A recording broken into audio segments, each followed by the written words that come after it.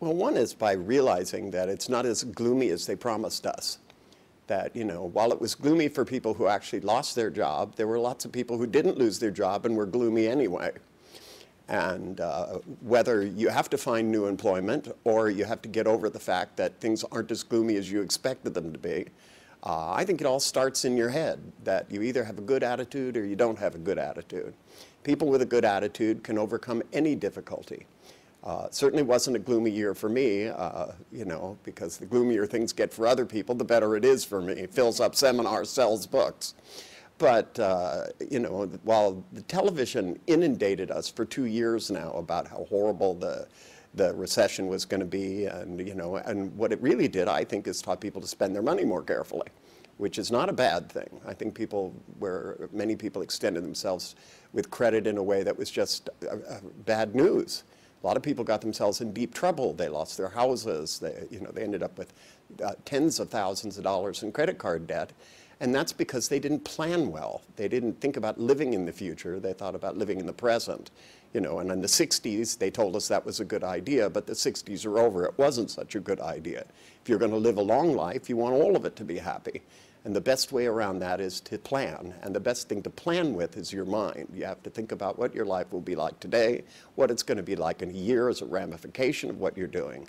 It's one thing to go hunting for a job. It's another to hunt for one you'd actually like, which is what most people don't think about, that this is a great opportunity.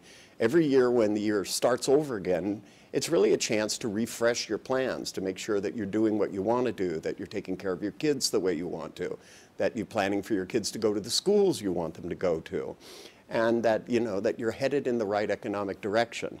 Because, people who are just sticking their hole in the dike, eventually it's going to break. And what you need to do is to plan a little further ahead. This is how I'm going to take care of the present, and this is how I'm going to make my life be a much better place. Christian Bernard, who did the first open heart surgery, said that he did it, hundreds of times in his mind before he actually did it. And that's the good thing about having a brain, is you could run through scenarios. You can imagine what it would be like to have this job or that job or this job, and then you could go out and get some training, maybe work 2 jobs and study at night. That's what I did in college, and there's no reason you can't do that at the age of 30 or 40, so that you end up in the long run having a much better life, so that this kind of thing never happens to you again. Whenever you hit bad times, you can go, oh, it's so horrible, or you can go, there's a lesson to be learned here. And the lesson is you want to feel some never again, and you also want to make sure that you're headed in the right direction. It's one thing to make your way through difficulty, and it's another to come out of it like a rocket ship and go somewhere good. The Great Depression made millionaires like Rockefeller and the Kennedys. All of these people lost everything and ended up doing really well because they had a good attitude about it. They figured this was a rare and unprecedented opportunity.